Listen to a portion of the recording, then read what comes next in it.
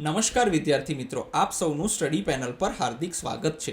આજના વિડીયોમાં આપણે ધોરણ 6 ગણિત પ્રકાશનું પ્રકરણ 2 રેખાઓ અને ખૂણાઓનું સ્વાધ્યાય કે જે વિચારો અને શોધો પાના નંબર પર 23 પર આપેલ છે તેને આપણે જોઈશું. જો વિદ્યાર્થી મિત્રો તમારે આ સ્વાધ્યાયની પીડીએફ જોતી હોય તો તમે અમારી ટેલિગ્રામ ચેનલની લિંક ડિસ્ક્રિપ્શન બોક્સમાં આપેલી છે, તેને તમે ક્લિક કરીને જોઈન કરીને ત્યાંથી આ પ્રશ્નોના જવાબની પીડીએફ તમે મેળવી શકો છો.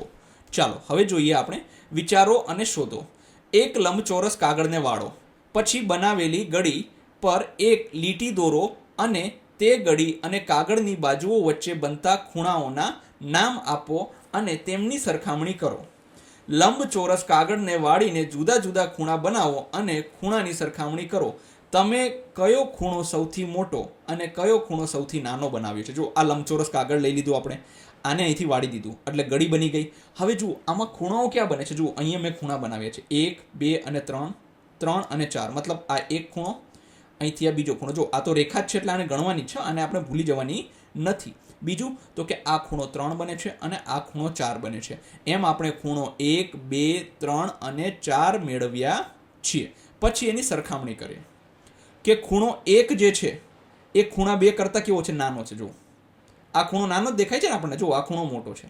પછી ખૂણો 4 જે છે એ ખૂણા 3 કરતાં કેવો છે? તો કે નાનો છે.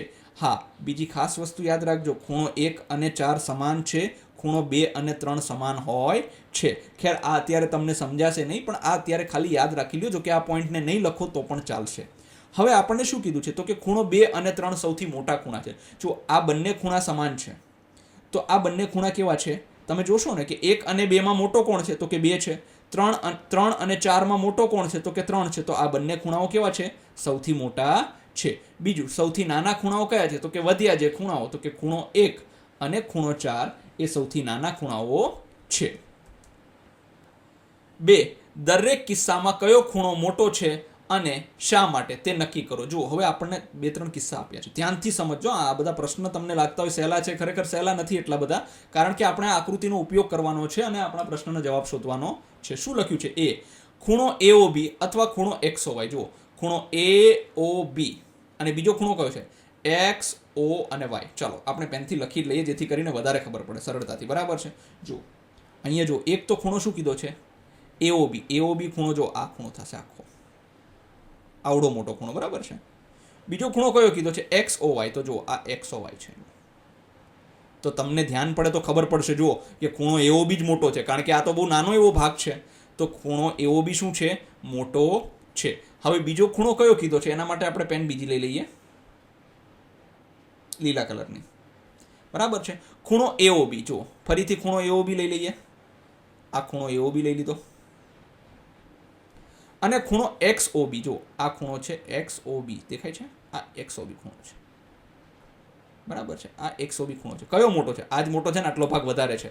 તો ખૂણો AOB મોટો છે. પછી શું કીધું છે? તો કે ખૂણો XOB અને ખૂણો XOC. ચાલો ખૂણો XOB મતલબ પેન બીજી લઈ લઈએ આપણે, મતલબ કલર ચેન્જ કરી લઈએ, એનો વાદળી લઈ લઈએ. ચલો XOB એટલે આ ખૂણો જો, બરાબર છે? અને ખૂણો XOC અને બીજો ખૂણો છે XOC. આ તો બંને સમાન થઈ ગયા. જો આ ખૂણો છે XOB, આ ખૂણો છે XOC. બરાબર છે? તો આ બંને તો સમાન છે. તો શું લખીશું? કે ખૂણો XOB બરાબર ખૂણો XOC કેવા છે? અહીં લખી દઈએ, સમાન છે. તમારા મિત્રો સાથે ચર્ચા કરો કે કયો ખૂણો મોટો છે. તમે કેવી રીતે નક્કી કર્યું? અરે દેખાય જ છે ને, તો નક્કી શું કર્યું? બરાબર છે? તો કે સૌથી નાનો ખૂણો કયો છે? તો કે ખૂણો YOB લાગે છે. જો સૌથી નાનો ખૂણો છે ને આ YOB લાગે છે. બરાબર છે? સૌથી મોટો ખૂણો કયો છે? તો કે સૌથી મોટો ખૂણો છે એ AOB અથવા તો AOC છે, કેમ કે તેના બંને કિરણો વચ્ચેનું અંતર ઓછું લાગે છે. બરાબર છે? તો આપણે મોટો ખૂણાની ચર્ચા કરવાની હતી, એના બદલે આપણે નાના ખૂણાની ચર્ચા કરી દીધી છે. બરાબર છે? ચાલો તો મોટો ખૂણો કયો છે? સૌથી મોટો ખૂણો કયો છે એ જોઈ લઈએ. તો કે ખૂણો AOB એ સૌથી મોટો ખૂણો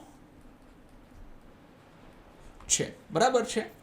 હા, હવે જોઈએ શું કીધું છે કે કયો ખૂણો મોટો છે, ખૂણો XOY કે ખૂણો AOB. કારણ આપો. જો ખૂણો XOY આ છે, જો છે. ખૂણો AOB આ છે. દેખાય છે? હવે આને તમે ધ્યાનથી જોશો ને તો એક વસ્તુ સામાન્ય છે. શું?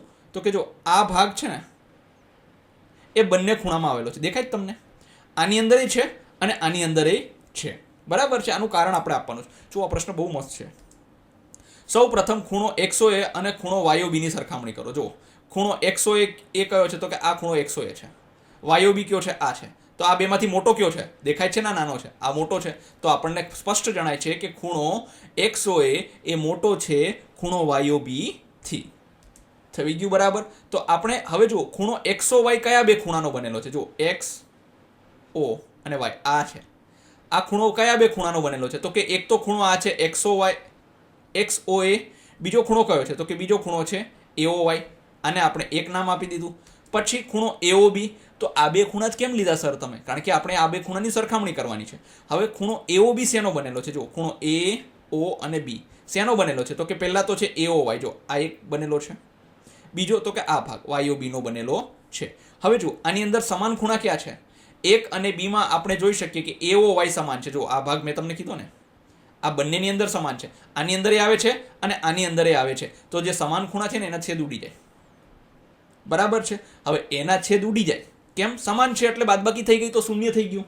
તો વધ્યું શું? તો કે ખૂણો XOA અને ખૂણો YOB વધ્યો. તો હવે આ બેની અંદર તો મોટો કયો છે? આ છે. હવે એની અંદર જો તમે આ ઉમેરશો તો મોટો છે તો વધારે મોટો થવાનો છે. પણ આ નાનો છે એની અંદર આ ઉમેરશો તો આના જેટલો મોટો થશે નહીં. જેથી ખૂણો XOY એ ખૂણો AOB કરતાં મોટો છે.